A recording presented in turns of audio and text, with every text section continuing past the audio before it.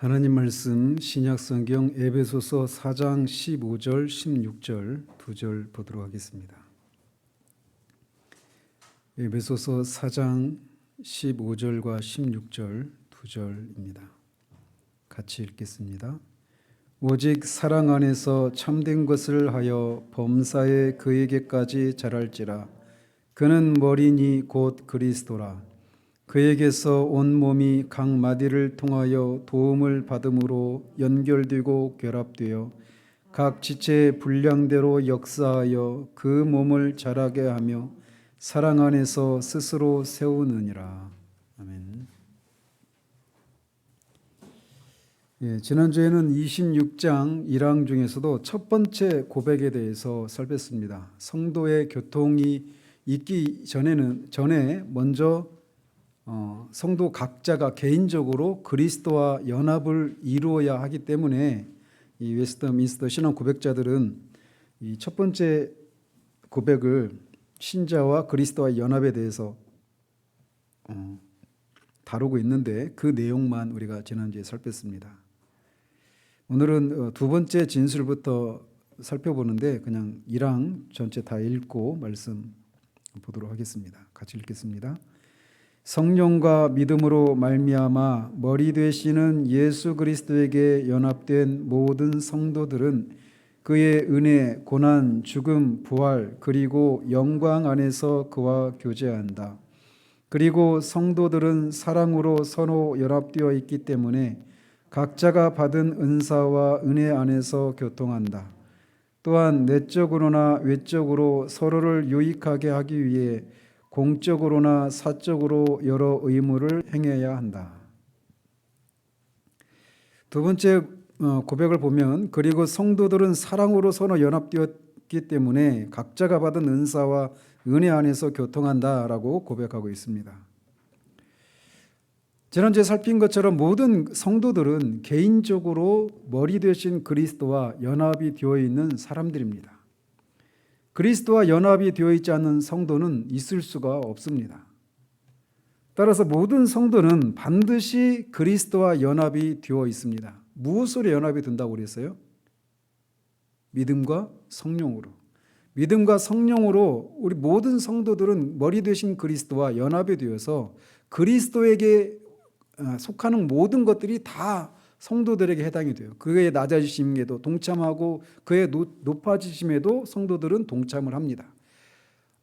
그래서 그 연합은 생명적이고 유기적이고 영적인 연합이기 때문에 그리고 반드시 머리 되신 그리스도에게 일어난 일들은 그 지체된 몸된 그 성도들에게 다 고스란히 해당이 된단 말이에요. 그래서 그리스도에게 일어난 것이 그리스도가 십자가에 죽고 부활하고 승천해서 하나님 보좌의 우편에 앉아 계셔서 그렇게 만유를 통치하시고 계시는 것처럼 성도들도 이미 그 안에 있어서 그와 같은 위치에 있다라고 하는 것을 말씀드렸습니다.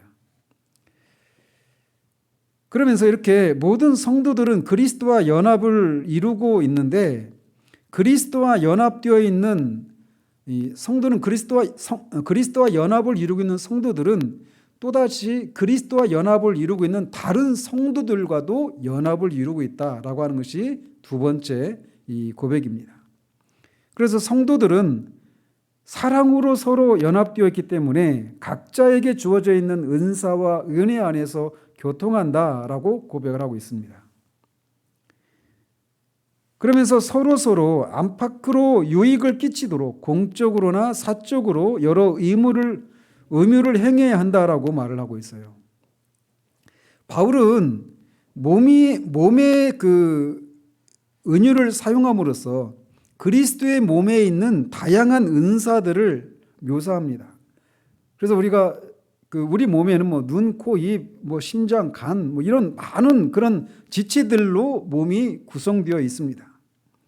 그러한 것처럼 그래서 그 각 지체들이 몸을 서로 유익하게 하는 것처럼 성도들에게도 그렇게 서로에게 유익하도록 하기 위해서 하나님의 성령께서 성도들에게 각자의 분량에 따라 은사와 그런 은혜들을 다 주셨다라는 거예요.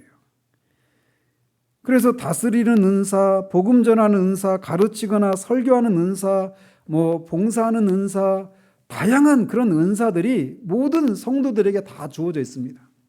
그래서 은사가 없는 성도는 없습니다.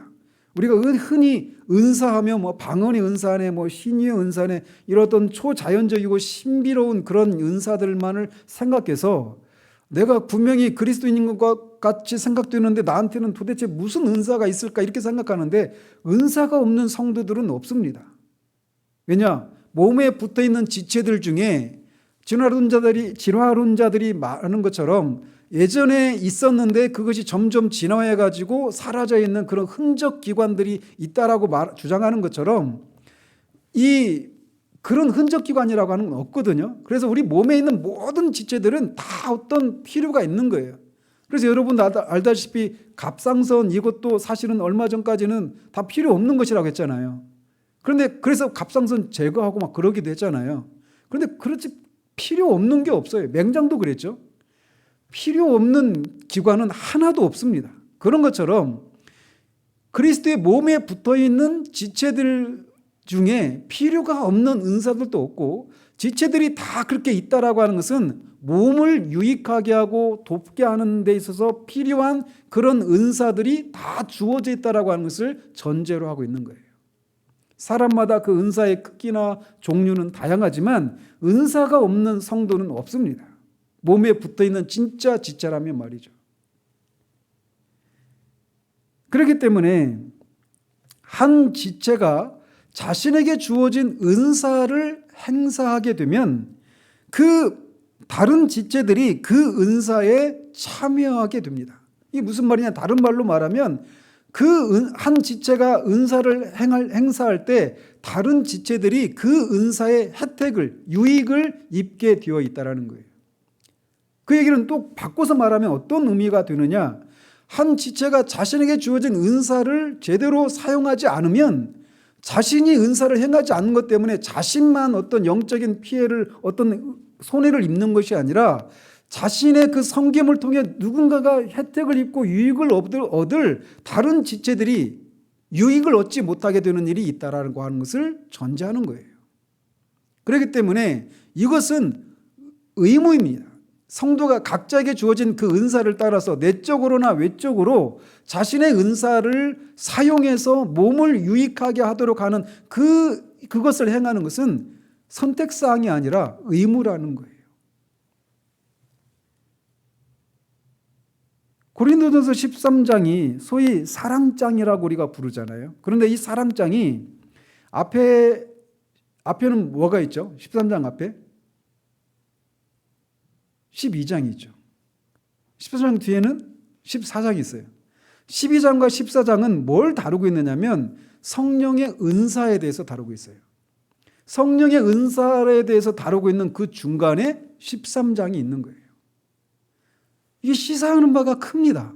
그냥 마구잡이로 있는 게 아니거든요. 그래서 12장과 14장은 사도 바울이 고린도 교회 회중들에게 성령의 은사를 남용하는 것에 대해서 책망하고 있어요. 그리고 그 은사들을 어떻게 사용해야 하는지, 그리고 그 은사를 주신 이유가 무엇인지를 이 12장과 14장에서 설명하고 있단 말이에요. 그러면서 13장 1절에 보면 내가 사람의 방언과 천사의 말을 할지라도 사랑이 없으면 소리나는 구리와 울리는 꽹과리가 된다라고 말을 하고 있어서 그 은사들이 사랑 가운데서 행해져야 된다라고 하는 것을 말해주고 있는 겁니다. 바울은 사랑을 추상적인 그런 개념으로 묘사하고 있지 않아요. 바울은 사랑이 하나님의 선물로 주신 공동체 가운데서 어떻게 드러나야 하는지를 이 고린도 교인들한테 말해주는 것을 통해 동시에 우리들에게도 말해주고 있는 겁니다. 우리에게 주어진 은사와 은혜의 목적은 그리스도의 몸 안에 있는 모든 사람에게 유익을 주기 위해서입니다. 은사를 주신 목적은 나로 하여금 내가 어떤 유익을 얻도록 하는 것이 1차적인 목적이 아니라는 거예요.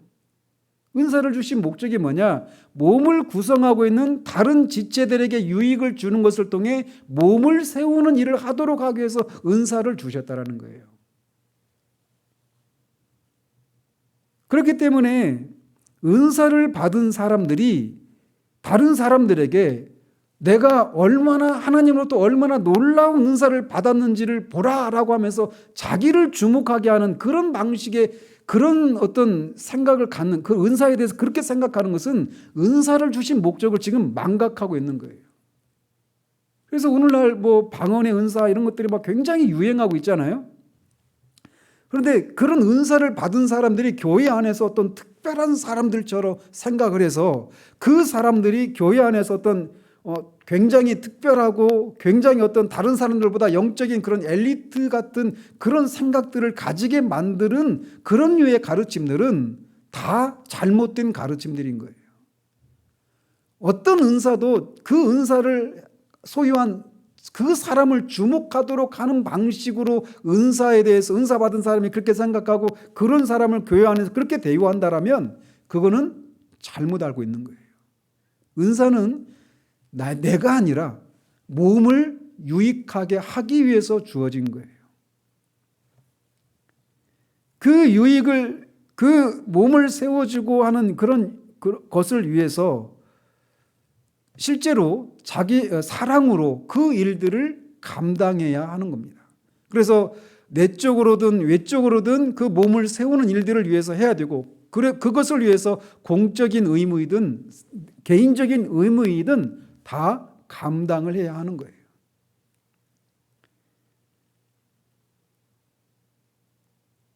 이것이 1장 1항의 그 두 번째 이하에서 고백하고 있는 그런 내용인 것입니다. 그래서 성도의 교통이라고 말할 때 그렇게 각자에게 주어진 은사를 따라서 공적인 사적인 의무를 감당하는 것을 통해서 그 몸을 세우기 위해서 유익하게 하는 그런 일들을 해야 하는 거예요. 그러니까 이 은사가 다른 몸을, 다른 지체들을 세우는 일들을 하지 않은 채 혼자서 신앙생활하는 그런 사람, 그런 신앙은 성경에 있을 수가 없는 겁니다. 그리고 그런 사람에게 은사가 사실 아무 의미가 없는 거예요. 그 은사는 교회를 몸을 세우기 위해서 주어지는 것인데 혼자서 믿는 신앙생활을 하는 사람이 은사가 주어지지가 않는 거죠. 그리고 그러면 이제 성도는 이런 의미로 성도 간의 교통을 해야 돼요. 그런데 성도의 교통이라고 말할 때 그게 뭘 의미하는지, 성도의 교통인 건 뭐고 성도의 교통이라고 할 때 그게 의미하지 않는 게 뭔가, 이거를 2항과 3항에서 다루고 있습니다. 먼저 긍정적으로 성도의 교통이 무엇인가를 긍정적으로 고백하고 있는 것이 2항인데 2항을 한번 같이 읽고 한번 살펴보도록 하겠습니다. 2항 같이 읽습니다. 성도라고 고백하는 사람들은 하나님을 예배하는 데서 그들 상호간의 덕을 세우는 데 임하지 않은 여러 영적인 봉사를 하는 데서 또한 각양의 여러 능력과 필요에 따라 외적인 일들을 서로 도와주는 데서 거룩한 교제와 교통을 계속해야 한다. 이러한 성도의 교통은 하나님이 기회를 주시는 대로 각처에서 주 예수의 이름을 부르는 모든 사람들에게 확대되어야 한다. 그래서 말씀드린 것처럼 2항에서는 성도의 교통이 무엇인지를 우리에게 말해주고 있어요. 성도의 교통 또는 성도의 교제라고 할 때 그 단어가 영어로 커뮤니온이라고 하는 뜻입니다. 커뮤니온. 컴유니온을 합성한 단어예요. 커뮤니온 이렇게 발음을 하는데, 그런데 우리가 흔히 우리 시대의 성도의 교제다, 성도의 교통이다라고 말하면 흔히 어떤 친교를 생각합니다. 성도의 교통이라고 말하면 성도 간에 서로 친교를 나누는 것, 이것을 성도의 교통이라고 우선적으로 생각해요. 뒤에서 말씀드리겠지만 그런 성도 간의 친교를 나누는 것이 성도의 교통의 한 부분인 건 사실이에요. 그런데 여기서 말하고 있는 것은, 성경에서 말하고 있는 성도의 교통은 그것이 1차적인 것이 아닌 겁니다.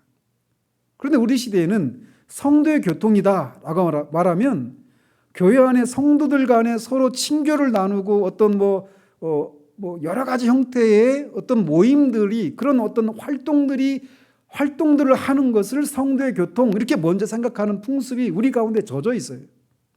저도 청년 때 다니던 교회가 청년부 예배가 끝나면 뭐가 있었냐면 항상 또래 모임이라고 하는 것이 있었어요.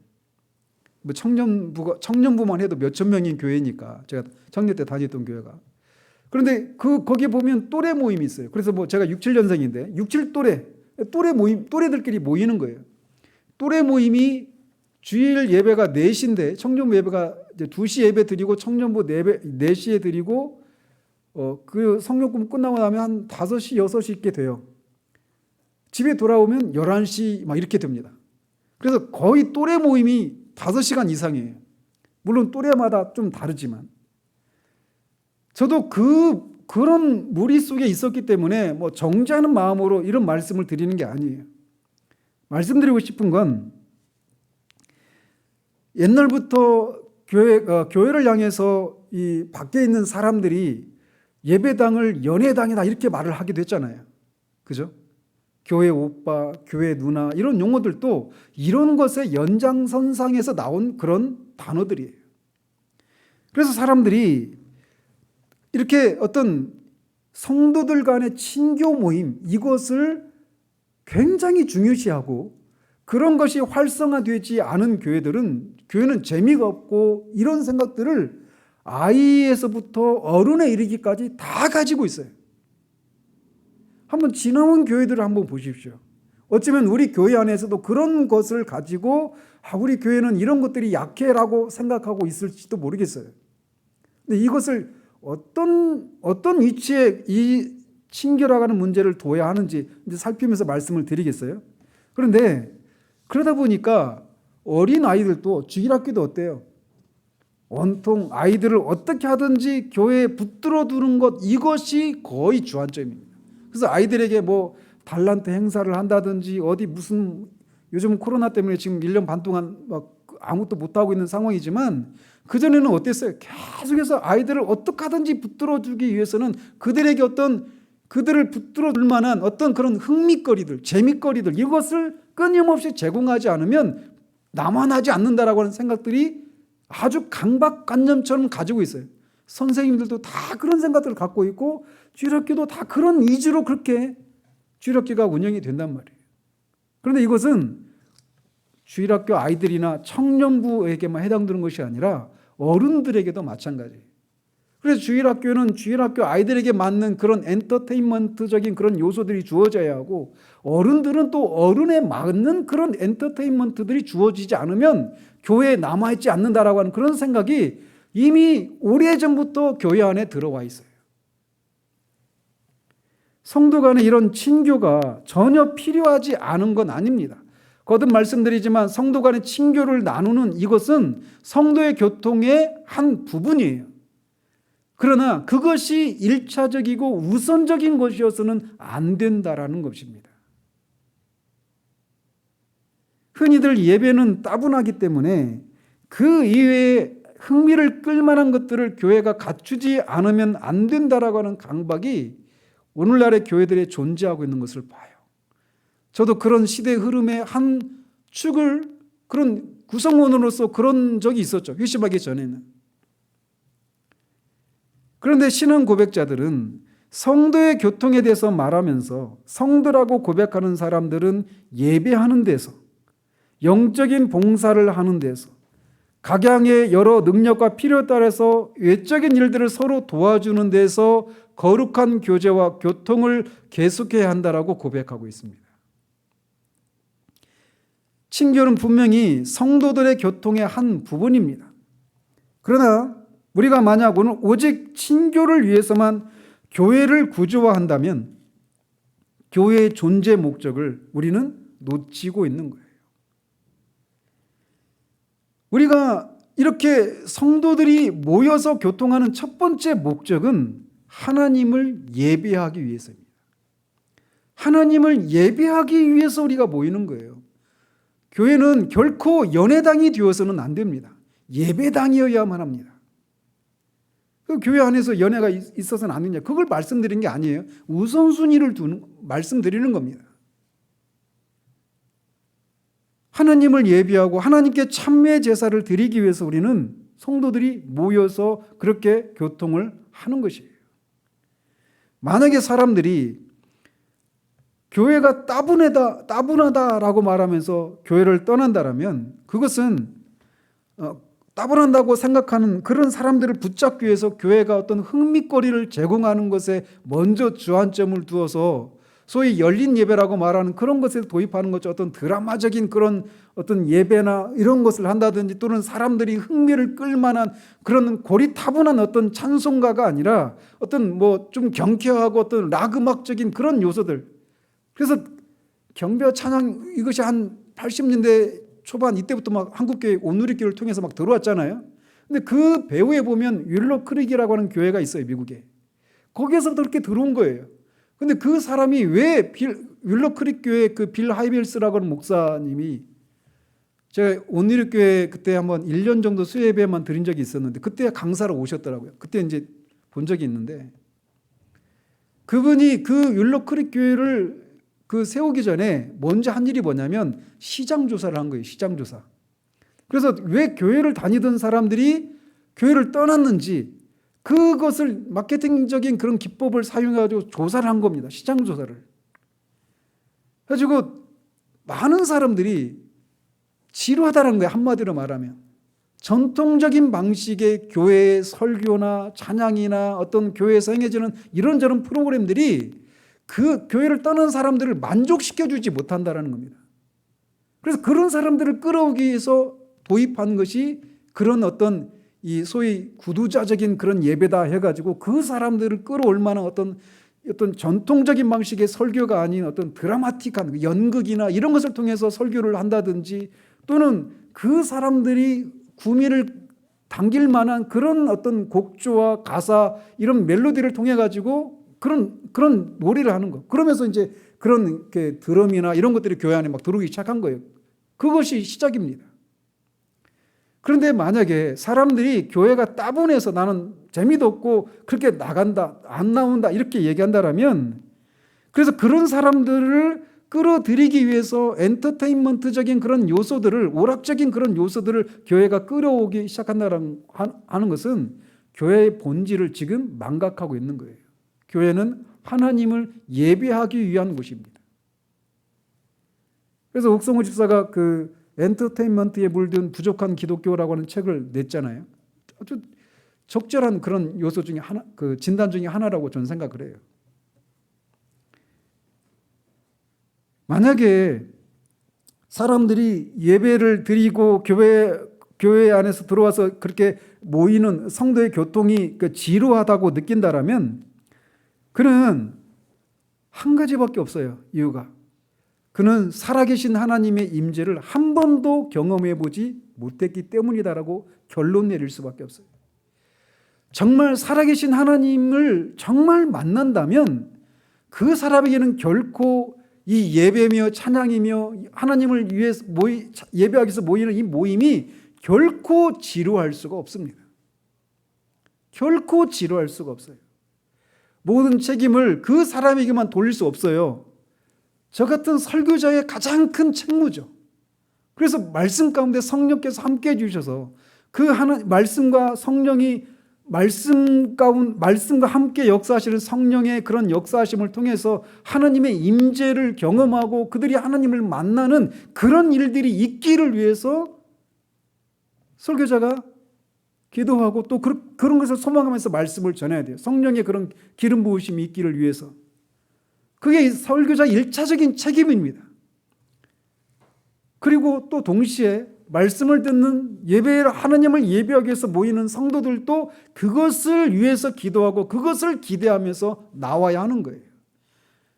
그것이 우리 가운데 있을 때 사실 우리가 흔히 생각하는 것처럼 우리가 흔히 생각하는 어떤 친교에서 누리는 그런 즐거움과 기쁨하고는 비교할 수 없는 그런 어떤 기쁨들이, 그런 역동적인 그런 생명력의 충만함들이 있게 된단 말이에요. 따라서 한 사람이 교회가 따분하고 어떤 막 지루하다라고 생각하면서 교회를 떠났다라면 그는 그렇게 하나님의 임재가 있는 말씀을 통해서 성령의 역사가 나타나는 말씀을 통해서 살아계신 하나님을 만나는 일이 한 번도 없었다라고 하는 것을 말해주고 있는 거예요. 그런데 예전에는 그런 일이 있었는데 지금은 없어서 나간다. 그럴 때 우리가 어떻게 해야 될까요?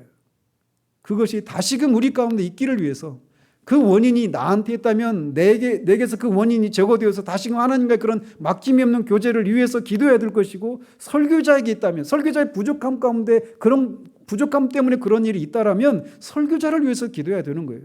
그게 바로 그것을 통해서 교회 전체를 유익하게 하는 거란 말이에요. 지나가면서 말씀드리지만 설교자를 위해서 기도하는 것은 정말 중요한 일입니다. 저는 청년 때도 토요일마다 강단을 위한 기도 모임이라고 하는 것이 교회에 있었어요. 그래서 그 모임에 꼭 참석을 해가지고 예배를 위해서, 내일 주일을 위해서 하나님께서 이 목사님에게 은혜를 주시기를 기도했어요. 그거는 목사님을 위한 기도가 아니라 결국은 나를 위한 기도고 교회 전체를 위한 기도예요. 우리가 그런 모임을 우리 교회에서는 갖고 있지 못하지만 여러분들이 여러분의 자리에서 그것을 위해서 기도해야 돼요. 정말 중요한 일입니다.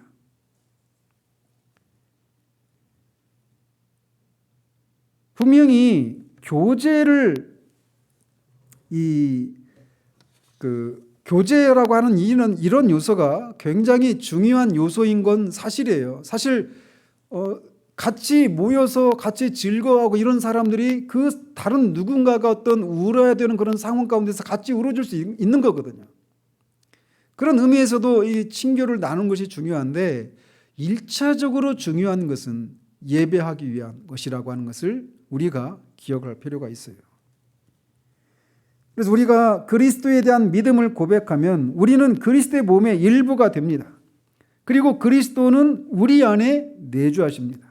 그리고 우리는 그리스도 안에 있고 그리스도가 우리 안에 있게 되는 그런 일이 일어나게 돼요. 그리고 그런 일이 일어난 이후로 우리는 히브리서 기자가 말하고 있는 것처럼 성도들이 함께 모이는 것을 등한시해서는 안 됩니다. 오늘날 이 코로나 사태로 인해서 온라인으로 예배를 드리는 이런 일들, 그리고 예배를 드리고 나서도 우리가 지금 교제를 나누지 못하는 것 때문에 저도 막 굉장히 우울하고 힘들어요. 굉장히 힘듭니다. 저도. 여러분들도 아마 그럴 거예요.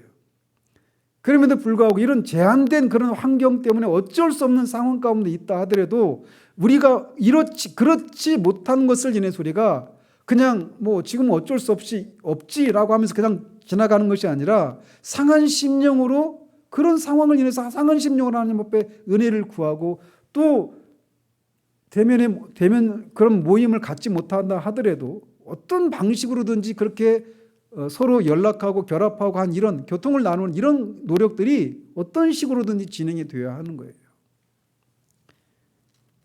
그래서 우리가 이런 성도들의 모임에 참여하지 않아도 얼마든지 신앙생활을 할 수 있다라고 하는 이 생각은 전혀 성경적이지 않은 생각이라고 하는 것을 기억할 필요가 있습니다. 그래서 예배를 위해서 함께 모이는 것은 서로를 지지하고 세워주는 거예요. 여러분이 이 자리를 채워주는 것이 저를 위해서 저를 세워주는 것이기도 하고 지지해 주는 것이기도 하지만 옆에 있는 다른 사람들을 세워주고 지지해 주는 것이기도 해요. 만약에 정말 여러분 이 자리에 여러분 혼자만 있다고 생각해 보세요. 얼마나 힘이 빠지겠어요. 그죠? 근데 그렇게 서로 모이고 그렇게 의무를 감당하는 것은 서로를 세워주고 지지해 주는 거예요. 그럼 저도 힘이 나죠. 힘이 나면 저도 여러분에게 또 말씀을 통해서 어떤 은혜가 또 끼치고 그렇게 서로 선순환하는 거예요. 그래서 예배를 위해서 함께 모이는 것을, 그 의무를 결코 작은 일이 아니라고 하는 것을 기억할 필요가 있어요. 그래서 성도들이 서로 덕을 세우기 위해서 교회에 가서 다른 그리스도인과 교제하고 하나님을 예배하는 데 참여하는 것은 우리 모든 성도들의 의무입니다. 특별히 이 소위 가나안 성도라고 불려지는 사람들이 급증하고 있는 시기에 이 신앙 고백서의 이 고백자들의 고백이 고백을 우리가 깊이 새겨들 필요가 있어요. 그리고 두 번째 고백 보면 또한 각양의 여러 능력과 필요에 따라 외적인 일들을 서로 도와주는 데서 거룩한 교제와 교통을 계속해야 한다. 이러한 성도의 교통은 하나님이 기회를 주시는 대로 각처에서 주 예수의 이름을 부르는 모든 사람들에게 확대되어야 한다라고 말을 하고 있습니다. 이게 어렵게 말을 하고 있지만 쉽게 말을 하면 이 지체들의 어떤 외적인 또는 내적인 그런 어려움들을 돕기 위해서 실제적으로 어떤 그들을 돕는 일들을 해야 된다는, 그 일이 때로는 우리의 물질을 그들에게 내어줄 필요가 있는 것이라 할지라도 그렇게 해야 된다는 것입니다. 그리고 할 수만 있으면 우리 그냥 여기 모여 있는 우리 지체들만이 아니라 개교회 안에 있는 지체들만이 아니라 밖에 있는 그 각처에서 주 예수의 이름을 부르는 그런 사람들에게 확대되어야 한다라고 말을 하고 있어요. 그래서 마치 이 마지막 이 항은 어떻게 보면은 이 공산주의처럼 들릴 수도 있어요. 어떤 면에서 그러느냐? 실제로 사도행전 2장에 보면 어떤 일이 일어나요? 오순절에 성령의 역사를 통해서 막 3,000명, 5,000명 막 회심하고 이런 일이 일어났을 때 그 교회 안에서 어떤 일들이 일어났습니까? 사람들이 자기 밭을 팔고 재산을 팔아서 교회에 다 헌금을 하죠. 그래서 교회에 가난한 사람이 없어지게 되는 일들이 막 일어나잖아요. 근데 마치 그런 일들을 그런 것이 이 성경에서 우리에게 지지해 주는 것이다라고 하는 그런 생각을 갖는 사람들이 있어요. 근데 마치 그것을 지지해 주는 듯한 고백처럼 우리가 보인단 말이에요. 이 고백이. 실제로 지금도 어떤 사람들은 이 사도행전 2장에 나타난 그 초대교회의 그 모습, 그래서 유무상통하는, 자신의 재산과 남의 재산이 구분이 되지 않는, 그렇게 다 교회에 바쳐서 그거를 교회가 평균하게 하는 그런 일들을 했던 이 초대교회의 모습이 교회가 가야 될 그런 모습이다라고 주장하는 사람들이 있어요. 그리고 실제로 지금도 그렇게 해서 공동 생산을 하고 공동체 생활을 하는 그런 단체들이 있죠. 메노나이트랄지 또는 아미시들, 그 메노나이트파의 한 일파인 아미시들, 그 미국에 가면 그 있잖아요. 아미시 들어보셨어요? 그런 사람도 있잖아요. 하면서 그 문화와 문명 생활과 그 단절을 이루고 자기들끼리 그냥 여전히 소 타고 다니고 말 타고 다니고 전기나 이런 것들 없이 그냥 살아가는 사람도 있잖아요. 공동체를 이루어가지고 공동 생산하고 나누는, 또는 뭐 부르도 호프랄지 이런 공동체들, 이런 것들 가보면 그들의 그런 신앙생활의 뿌리를, 근원을 여기에서 찾는 사람들이거든요. 사도행전 2장에서 그렇게 사유재산 제도가 없이 그냥 다 공동 생산하고 공동체 생활을 하는 이런 모습이 교회를 향해서 하나님이 그런 가지고 계신 그런 계획이다라고 말하면서 그런 생활을 한단 말이에요. 근데 마치 여기서도 그렇게 말하는 것처럼 보이는데 그렇지 않다라는 겁니다. 왜냐하면 뒤에 이제 이 사망의 마지막 부분, 두 번째 부분에서 그걸 다루고 있는데, 성경은 결코 사유재산 제도를 부인하지 않아요. 만약에 사유재산 제도를 부인한다라면 도둑질이 죄가 될까요, 안 될까요? 사유재산 제도가 부인된다면 도둑질은 죄가 되지 않아요. 안 그래요? 네 것이 내 것이고 내 것이 네 것이니까 남의 거 내가 도둑질한 건 결국 내 거 내가 가져온 거잖아요. 도둑질이 죄가 되지 않아요. 근데 도둑질하지 말라고 하시거든요. 그 얘기는 뭐냐? 사유재산 제도를 성경이 인정하고 있다라고 하는 것을 말해주는 거예요. 그렇기 때문에 공산주의는 결코 성경과 같이 양립할 수가 없는 겁니다. 그럼에도 불구하고 우리가 기억해야 될 것은 우리에게 주어진 각양의 여러 능력과 필요에 따라서 외적인 일들을 서로 도와주는 그런 면에서의 거룩한 교제와 교통이 있어야 된다는 거예요. 그래서 우리가 때로는 우리가 가진 물질로 또는 우리가 가진 재능으로 다른 몸의 한 지체들을 그렇게 섬기고 도와주는 그런 일들이 있어야 하는 거예요.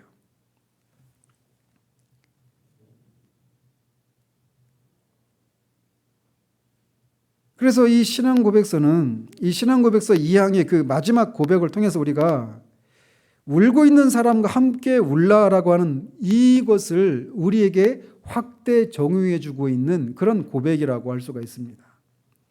그래서 우리와 교제 가운데 있는 어떤 사람이 극심한 필요나 부족을 겪고 있다면 그 사람을 돕는 것은 그가 속해 있는 회중의 의무다라는 겁니다. 그리고 이런 것을 할 수만 있으면 이 우리 안에서뿐만 아니라 밖을 향해서도 우리가 해야 되는 거예요. 그런 사람들이 많잖아요. 그런 내용들을 통해서 이 성도의 교통이 무엇인가를 우리에게 2항에서 다루고 있어요. 자, 3항을 보십시다. 3항 같이 읽겠습니다. 성도들이 그리스도와 갖는 이 교통으로 말미암아 그들이 그리스도의 신성의 본질에 참여하는 것은 결코 아니며 어느 면에서든지 그리스도와 동등하게 되는 것도 결코 아니다. 이 가운데 어느 하나라도 주장하는 것은 불경건하고 신성모독적인 것이다. 또한 성도들이 상호간에 갖는 교통으로 말미암아 각자의 재산과 소유에 대한 소유권이 상실되거나 침해되는 것도 아니다. 그래서 2항에서는 성도의 교통이 어떤 일을 의미하는지를 설명하고 있었고 3항은 성도의 교통이 의미하지 않는 것이 무엇인지를 설명하고 있는 겁니다. 그래서 첫 번째 문장에 성도들이 그리스도와 같은 이 교통으로 말미암아 그들이 그리스도의 신성의 본질에 참여하는 것은 결코 아니며 어느 면에서든지 그리스도와 동등하게 되는 것도 결코 아니다. 이 가운데 어느 하나라도 주장하는 것은 불경건하고 신성모독적인 것이다 라고 말하고 있습니다. 이 성도의 교통이라고 할 때 이 교통이라고 하는 단어가 라틴어의 커뮤니오라고 하는 단어에서 나온 겁니다. 이 커뮤니오라고 하는 단어는 컴이라고 하는 함께라고 하는 단어와 이 접두사와 유니오라고 하는 하나, 연합이라고 하는 그 유니오라고 하는 단어가 합성된 단어예요. 그래서 함께 하나가 된다. 함께 연합을 이룬다. 이런 의미가 커뮤니오라고 하는 그런 뜻이에요.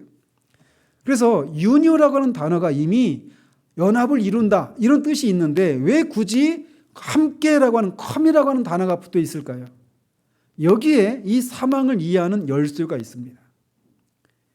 그리스도와 신자가 첫 번째 다루고 있는 것은 그리스도와 신자가 연합을 이룬다고 할 때 그것이 의미하지 않는 게 뭐냐 이걸 말하고 있는 거잖아요. 이 첫 번째 문장이. 그런데 그것을 이해하는 데 있어서 이 연합을 이룬다, 교통을 성도와 그리스도가 교통을 한다라고 할 때 그 단어인 커뮤니오라고 하는 단어가 무엇을 의미하는지를 알면 이 사망을 우리가 이해할 수 있게 돼요. 그래서 말씀드린 것처럼 컴은 함께라고 하는 접두사예요. 그리고 유니온은 연합, 하나됨 이것을 의미하는 단어입니다. 그 어근에 컴이라고 하는 단어가 붙어서 함께 연합을 이룸이라고 하는 커뮤니오가 되는 거예요. 그게 교통이에요. 근데 이게 왜 유니오라고 하는 단어만 쓰지 않고 컴유니오라고 하는 단어를 썼느냐 이거를 이해하면 이 첫 번째 문장을 이해할 수 있어요. 왜냐 이것을 왜 이렇게 유니오라고 하는 단어에 컴이라고 하는 접두사를 첨가시켰는가? 그것은 역사적으로 유니온과 커뮤니온 사이에 중요한 차이가 존재하기 때문입니다. 즉 유니온만 말하지 않고 커뮤니온이라고 말하는 이유가 이 교회 역사 속으로 아주 중요한 그런 차이가 있었기 때문이라는 거예요. 뭐냐? 영지주의 또는 신플라톤주의 같은 비기독교적인 신비주의의 고전적인 형태들이 있었어요. 그들이 추구하는 바가 뭐냐? 꼭 영지주의나 신플라톤주의나 또는 동양의 종교도 마찬가지고 또 기독교 신비주의 안에서도 잘못된 신비주의들이 있죠. 이슬람교에도 신비주의적인 이슬람교가 있습니다. 그래서 시아파 또 뭐죠? 시아파하고 수니파가 양대 산맥이잖아요. 모르죠? 그래서 이란이 뭐죠? 자, 아무튼 있어요. 이게 이슬람교의 양대 산맥이 시아파와 그 수니파, 이게 두 파가 있는데 그것 말고 또 다른 파가 있어요. 수피교라고 하는 게 있어요. 수피교. 이건 뭐냐면 이슬람교 안에서 있는 신비주의파입니다. 그래서 이슬람교 안에도 신비주의적인 그런 요소가 있어요. 동양에서도 그런 신비주의적인 그런 요소가 있고 각종 이단 사상 안에도 보면 이교도들 안에 보면 다 신비적인 그런 요소들이 있어요. 그런데 기독교에서 말하는 성경적인 그런 신비적인 요소들이 있죠. 분명히 그 하나님, 보이지 않는 하나님을 우리가 믿게 되는 이 일도 그 자체가 신비잖아요.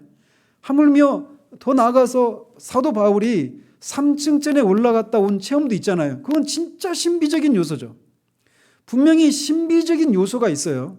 그래서 제가 토저 목사님을 좋아하는 것 중에 하나도 뭐냐면 사람들이 그분을 어떤 그 기독교 범주로 이렇게 나눌 때 그분을 신비주의 영역에 이렇게 나눕니다. 분류합니다. 그리고 토저 목사님 본인 자신은 신비주의자라고 그렇게 자천을 해요.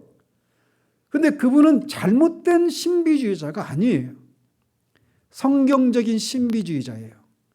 그럼에도 불구하고 이 기독교 안에도 잘못된 신비주의가 있어요. 그래서 뭐 영지주의랄지 신플라톤주의랄지 또 부두교랄지 또는 뭐 각종 이교도들, 동양 종교들 그리고 이슬람교 안에도 그런 수피교와 같은 그런 어떤 신비적인 것들을 추구하는 그런 종파랄지 이 다양한 종류의 그런 신비주의 안에서 추구하는 것들이 뭐냐면 한마디로 말하면 유니온이에요. 유니온. 그들이 그 대상을 뭐라고 부르든지 간에 그들이 신플라톤주의는 그를 일자라고 말하죠. 이슬람교는 알라라고 하겠죠. 또는 부두교에서는 그들이 섬기는 어떤 어떤 대상이 있겠죠. 신적인 존재라고 말하는. 또는 사탄 숭배를 하는 사람들 있어요. 요즘은 사탄 숭배 사상들이 막 지금 전 세계적으로 번져가고 있습니다. 여러분이 그런 동영상이나 이렇게 보시면 뭐죠? 레디오 가가인가? 그 여자 그 팝송 가수 있잖아요. 레이디 가가인가요? 그렇죠? 레이디 가가. 그런 사람도 사탄 숭배자예요. BTS도 그런 연장이 있습니다.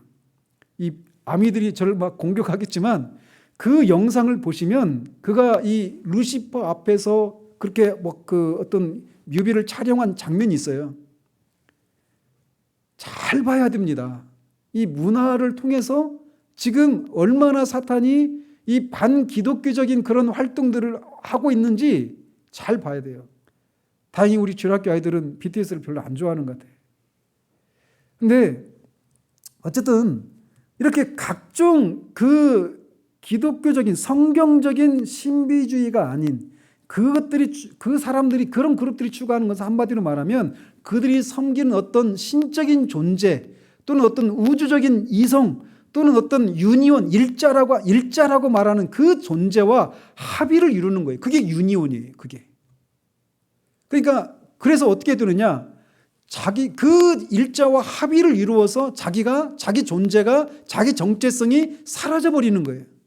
그 신적인 본성에 자기 존재가 완전히 합의를 이루어서 하나가 되어서 유니온을 이루어서 자기 존재가 사라지는 거예요. 신적인 존재와 자기 존재라는 이 구분이 사라져버리고 하나가 되어버리는 겁니다. 그래서 지난주에 말씀드린 것처럼 샘에서 나온 그 물방울이 시냇물을 강물을 흘러서 바다로 들어가서 이제 처음에 그 샘물이라고 하는 그 자기 정체성을 잃어버리고 바닷물의 한 일원이 되어버리는 것처럼 기독교 진영 안에도 그런 잘못된 신비주의적인 그런 요소를 추구하는 사람들이 있단 말이에요. 잔누기용이랄지 이런 분들 다 그런 연장이 있어요. 전체 잘못된 건 아니지만 그런 잘못된 요소들이 있단 말이에요. 그러다 보니까 이들이 그렇게 일자와의 합의를 이루기 위해서 그들이 추구하는 게 뭐냐면 항상 자기들의 어떤 이성, 어떤 오감, 이런 감각들, 이런 것들을 상실해야 되는 거예요. 그러니까 그런 상태, 그래서 황홀경에 이르기를 막 추구하는 겁니다.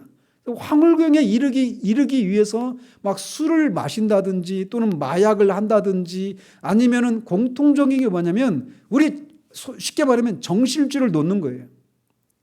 그래가지고 수동적인 상태가 되는 겁니다. 마음으로 생각하고 이런 이성적인 그런 활동을 다 멈춰버리는 거예요. 그래서 완전히 비우는 거예요. 이를테면 기독교 안에도 소위 관상기도라고 하는 것도 그런 것의 연장입니다. 리차드 포스터 같은 분도 그런 연장이 있죠. 리차드 포스터도 굉장히 유명한 그런 소위 영성 그런 교사라고 알려져 있잖아요. 그분 책이 굉장히 많이 나와 있어요. 많이 읽혀지고 있어요. 지구촌교회 원로 목사님이 이도훈 목사님도 관상기도를 주장했어요. 제가 신대원회 할 때 그분이 오셨거든요. 와서 말씀을 전하는데 들으면서 저게 뭐야? 근데 사람들이 다 혹해서 막 듣는 거예요. 그런데 그런 것은 다 한마디로 말하면 유니온이에요. 유니온. 그들이 뭐라고 부르든 그들이 심지어 하나님이라고 성경에 말하는 그 하나님과 하나가 되는 것. 그들이 말하는 교통은 한마디로 말하면 유니온이에요. 그래서 하나님 존재 안에 내가 사라져버리고 흡수되어서 내 정체성이 나의 어떤 독립된 그런 인격체가 사라져버리고 하나가 되어버리는 거예요. 그래서 그런 황홀경에 들어가기 위해서 그 수동적인 상태가 되는 거예요. 근데 그때 항상 그 마음이 사탄이 가지고 놀기 가장 쉬운 마음이 바로 그 수동적인 마음의 상태인 거예요. 그때 어떤 신비적인 그런 체험들을 할 수도 있고 초자연적인 것들을 경험할 수도 있습니다. 근데 그때 내가 하나님을 깊이 만나기 위해서 하나님과 깊은 교제를 나누기 위해서 그렇게 추구했고 그런 일들이 초자연적이고 어떤 신비적인 일이 일어나다 보니까 이게 내가 하나님을 만난 체험이라고 생각하는 거예요. 그리고 그때 자신 안에 들어왔던 생각들이 하나님이 주신 생각이고 성령께서 나한테 주신 마음이라 이런 생각들을 하는 거예요. 근데 기독교 진영 안에서 일어나는 일이든 아니면 다른 진영에서 일어난 일이든 한마디로 그들은 어떤 합의를 꾀하는 거예요. 그게 유니온이에요. 근데 또 다른 이교도들 안에서는 그렇게 황홀경에 그들이 말하는 섬기는 어떤 대상 신적인 존재와 합의를 이루기 위해서 도달하는 방식이 말씀드린 것처럼 수동적인 마음의 상태를 유지하는 거예요. 또는 이성을 이성적인 활동을 잠재우기 위해서 마약을 사용한다든지 그리고 막 성적으로 완전히 막 난교를 하는 겁니다. 부두교나 이런 사탄 종교나 이런 데 보면은 막 남녀 간에 항상 고대 사회에서부터 계속 그런 일이 있었어요. 그래서 이 바알 종교도 그런 종교잖아요. 바알 종교도 그 바알 안에 그 사제라고 불리는 그런 그 종교적인 그 창녀죠. 신전에서 있는 창녀들과 막 난교를 하는 거예요. 막 수십 명, 수백 명이 난교를 하는 겁니다. 성관계를 갖는 거예요. 완전히 막 정신줄이 그래서 막 황홀경에 빠지면서 그런 상태에서 어떤 자신이 섬기는 그런 신적인 존재와 하나가 되는 것들을 추구한단 말이에요. 그래서 도덕적으로 문란한 형태로 황홀경에 이르든지 마약이라고 하는 어떤 약물을 사용해서 황홀경에 이르든지 아니면 마음을 완전히 비워버리고 수동적인 마음의 상태를 통해서 그렇게 황홀경에 이르든지 어떤 통로를 통해서든지 황홀경에 이르러서 그 황홀경 가운데서 어떤 자신들이 섬기는 그런 존재와 하나가 되는 것, 이것이 그들이 말하는 교통이에요. 그리고 그것이 유니온이에요. 합일이라고 이렇게 우리가 번역을 하죠. 그런데 성경에서는 그리스도와 신자와의 교통을 유니온이라고 하지 않고 컴유니온이라고 한단 말이에요.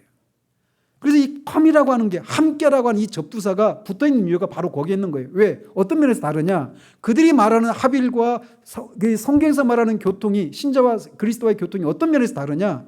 결코 신성의 본질에 우리가 거기에 동참해서 신성에 우리가 흡수되어 버리는, 그래서 우리가 어떤 우리 정체성을 잃어버리는 그런 일이 일어나지 않는다라는 거예요. 영혼 속에서도 우리가 죽어서 영혼 속에서도 우리는 우리로 남아 있는 겁니다. 그래서 우리가 나라고 하는 존재가 있어요. 그 나와 그리스도라는 인격체가 함께 연합을 이루는 거예요. 이것은 마치 남자와 여자가 만나서 둘이 하나를 이루는 것과 같은 거예요. 둘이 여전히 남자와 여자가 남편과 아내로서 둘이 두 인격체가 있어요. 그런데 둘이 한 몸을 이루는 거, 하나를 이루는 겁니다. 그런 의미의 영적인 연합이지 어떤 그 그리스도의 신성이 우리가 흡수되어 가지고 우리가 그리스도의 신성의 본질에 그렇게 들어가 버리는 우리 존재를 상실해 버리는 그런 게 아니라는 것이에요. 지금 여기서 다루고 있는 게 첫 번째 문장에서 다루고 있는 게 그 내용입니다. 그래서 우리가 지나가면서 더 말씀을 덧붙이자면 결코 우리는 이 성경에서 말하는 이 연합 교리는 결코 이 우리 존재가 상실되는 것이 아니라 여전히 우리 존재는 남아 있어요. 그런데 우리 존재가 그렇게 어떤 구속을 이루는 거예요. 우리 존재가. 그래서 그리스도와 우리가 함께 교제를 나누는 겁니다. 영혼 속에서 우리는 우리로 남아 있어요. 그래서 우리가 어떤 이교도들이 그 황홀경 그들이 섬긴 어떤 신적인 존재와 하나가 되기 위해서 추구하는 그런 방식으로 어떤 성적인 문란함이나 또는 어떤 약물을 취하는 방식으로는 우리가 하지 않죠. 근데 많이 우리가 속는 방법이 뭐냐? 우리의 마음을 수동적인 상태로 만들어서 하나님과 우리가 하나님을 만난다든지 또는 그리스도를 깊이 만난다든지 성령의 음성을 듣고자 한다든지 이런 식으로 하면서 우리의 마음을 다 비워버린 상태로 있을 때 그때 사탄이 그 수동적인 마음의 상태를 틈타서 우리를 속이고 미혹하는 거예요. 근데 그것은 우리가 주의해야 될 부분이죠. 이 두 가지 아까 앞에서 말했던 이런 어떤 비윤리적이고 비도덕적인 성적인 문란함 이런 방식은 거의 추구하지 않잖아요. 기독교 안에서. 그리고 이 약물을 통해서 이렇게 간단다. 이것은 아니잖아요. 근데 많은 경우 세 번째 이 수동적인 마음의 상태를 통해서 황홀경에 이르려고 하는 이것을 추구하는 사람들인데 그건 잘못된 거예요. 어쨌든 그래서 이 역사적으로 우리가 이렇게 유니온 우리의 구원의 목표는 합일이 아니에요. 유니온이 아니라 커뮤니온이에요. 커뮤니온. 교통을 하는 겁니다. 그래서 그리스도와 그리스도의 백성 사이에는 이런 신비적인 연합이 존재하는 겁니다. 우리 정체성이 그리스도의 정체성에 삼켜지지 않아요. 그래서 우리가 신이 되는 거 아닙니다. 뉴에이지도 결국 하나됨을 추구하는 거예요. 하나. 어떤 신과 우리가 하나 되는 거예요. 다 우리가 신이 되는 겁니다. 그건 다 성경적인 것이 아니에요. 우리 창세기 가면서도 그런 내용도 다룰 겁니다. 그래서 우리는 하나님과 강렬한 개인적인 교제라고 하는 복된 상태에 들어가는 것입니다. 그래서 교통은 하나님과 함께 있는 것을 의미하지 하나님 안에 우리가 흡수되는 것을 의미하지 않는 거예요.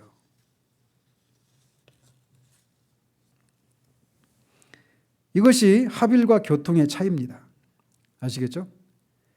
자, 마지막 문장. 또한 성도들이 상호간에 갖는 교통으로 말미암아 각자의 재산과 소유에 대한 소유권이 상실되거나 침해되는 것도 아니다.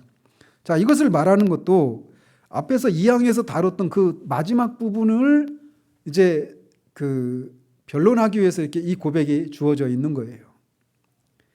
그래서 신앙 고백서는 이런 사적 그런 사유재산권에 대한 원리를 다시금 확인시켜주고 있습니다. 그래서 이 앞에서도 말씀드린 것처럼 이 초대교회에서 그렇게 자신의 재산을 팔아서 다 교회에 바치고 그거를 또 교회가 분배해가지고 교회를 구성하는 모든 사람들이 평균을 이루는 이런 방식의 이게 뭐예요? 다 이게 공산주의잖아요. 초기 공산주의, 원시 공산주의 체계가 초대교회의 형태였다 이렇게 말하면서 공산주의자들이 또는 사회주의자들이 그거를 이게 자신들이 주장하는 것들이 교회의 근원을 성경에 뿌리를 두고 있다 이렇게 주장하거든요. 그런데 이런 모습은 초대교회 처음 예루살렘 공동체에서 처음 초기에 나타났던 것이지 이후에 다른 공동체에서 다른 지역에 있는 이방인 교회들 안에서 나타났던 모습이 아니었습니다. 일시적으로 그렇게 나타났던 거예요. 만약에 그것이 교회의 어떤 원형이었다면 사도들이 다른 교회 갈 때도 항상 그렇게 했겠죠. 그리고 그렇게 공동체 생활을 하고 공동 생산해서 공동체 생활을 하라 이렇게 권면했겠죠. 근데 그런 권면이 없어요. 오히려 이 사도행전 5장에 보면 아나니아와 삽비라 사건을 통해서도 사도 베드로가 그렇게 얘기하잖아요. 너희들이 그를 팔지 않았을 때도 너희들의 것이었고 그것을 팔았을 때도 너희들의 것이었다라는 거예요. 그래서 너희들이 자유로 그걸 얼마든지 할 수 있고 할 수 있지 않을 수 있는 자유가 있다라고 말을 하잖아요. 그런데 그들이 뭘 잘못했어요? 속인 거죠. 이게 전부인 것처럼. 그걸 지적했던 거지 너희들이 그 재산을 왜 다 바치지 않았냐 이걸 책망한 게 아니란 말이에요. 그래서 사유재산권을 교회가 인정하지 않는 이것은 않고 있다라고 하는 것은 성경에서 말하고 있는 게 아니에요. 그래서 여기서 다시 덧붙여서 말을 하고 있는 겁니다. 그래서 거듭 말씀드리지만 앞에서도 말씀드린 것처럼 성경은 도둑질하지 말라고 말을 해요. 사유재산이 있다라면 내 것을 가져온 것이니까 죄가 아닌데 그게 죄라고 말하거든요. 그리고 그것을 하지 말라고 말하거든요. 왜? 사유재산권을 인정하고 있기 때문에 그러는 거예요.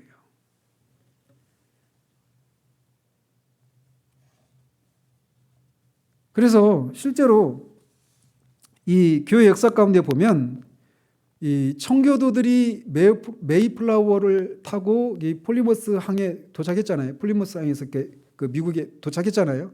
그때 이제 그 사람 어떤 지도자 중에 한 사람이었던 사람이 윌리엄 브래드포드라고 하는 사람이었는데 그 사람들이 처음 그렇게 갔을 때 처음에 어떻게 했냐면 공동 생산을 해가지고 공동 분배하는 그렇게 했대요. 그러다 보니까 수확량이 어떻게 됐을까요? 줄었어요. 그런데 다음 해부터 이제 자기가 한 것만큼 가져가는 그런 것으로 정책이 바뀌고 나서는 수확량이 많이 뛰었어요. 실제로 공산주의의 몰락이 그걸 말해주잖아요. 그걸 입증해주고 있잖아요. 그래서 성경은 성도가 교통할 때 우리가 그냥 어떤 예배로 모이고 어떤 거룩한 그런 모임을 위해서 어떤 영적인 은사들을 사용하고 이런 것만 성도의 교통이 아니라 실제적으로 외적으로 자신이 가진 능력과 물질 이런 것을 가지고 그들을 섬겨줘야 된다 이렇게 말하고 있어요. 그것까지 다 포함됩니다. 그런데 그것이 내 재산이 내 재산과 네 재산이 서로 구분이 없이 그냥 다 바쳐서 공동으로 그렇게 분배하는 그런 공산 사회를 또는 공동체를 이루어서 살아야 된다 이걸 말해주는 게 아니라는 겁니다.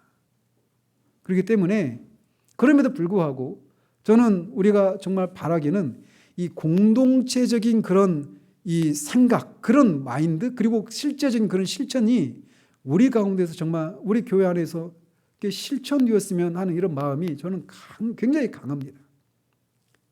그래서 우리가 저번 주에도 말씀드렸죠.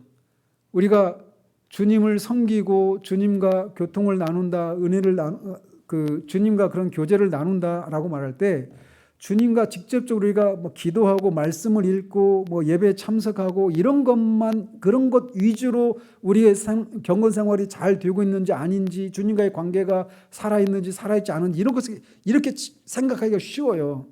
그런데 성도의 교통에는 머리 되신 그리스도와의 교통뿐만 아니라 그 머리와 연합되어 있는 다른 성도들과의 교통 이것도 포함되어 있고 실제로 그것에 의해서 주님을 얼마나 보이지 않는 주님을 얼마나 섬겼는지를 판단하신다라는 거예요. 마태복음 25장에서 와서도 네가 성경을 예수 믿은 지 그렇게 몇십 년이 됐는데 성경 겨우 몇 번밖에 안 읽었냐? 기도 시간 그렇게밖에 기도를 못 했느냐? 이렇게 해가지고 주님을 섬겼는지 섬기지 않았는지를 판단하지 않아요. 옆에 있는 형제들의 그 필요를 내가 가진 그런 능력과 그런 역량을 발휘해서 그 필요들을 채워주고 하는 일들을 돌아보는 일들을 했느냐 이걸 가지고 판단하신단 말이에요. 그런 의미에서 우리가 성도의 교통이라고 하는 이 요소는 굉장히 중요한 것이라고 하는 것을 우리가 알고 다시금 우리의 삶을 돌아봐야 돼요. 한 주간 그런 변화들이 있기를 바라요. 그런 기대들을 저는 합니다. 하시겠어요? 기도하겠습니다. 하나님 아버지, 성도의 교통이 의미하는 게 뭔지, 또 의미하지 않는 것이 무엇인지, 또 성도의 교통을 한다라고 할 때 그것이 먼저는 그리스도와 연합을 이루는 것인데 그리스도와 연합이 또 무엇을 의미하는지 등에 대해서 우리가 살펴보았습니다. 하나님, 이런 내용들이 우리에게 정보로서만 남지 않기를 원합니다. 다시금 우리가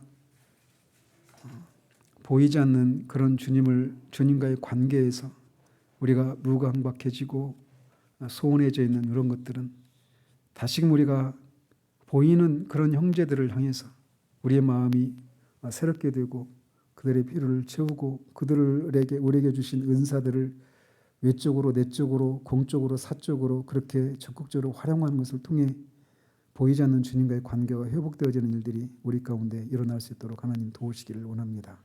주님이 그것에 의해서 주님을 얼마나 잘 섬겼는지를 판단하신다라고 하는 이 사실들을 기억하고 우리에게 주님을 섬길 수 있도록 부여주신 지체의 그 귀함을 알고 그들을 정말 돌아보는 우리들 될 수 있도록 도와주시옵소서.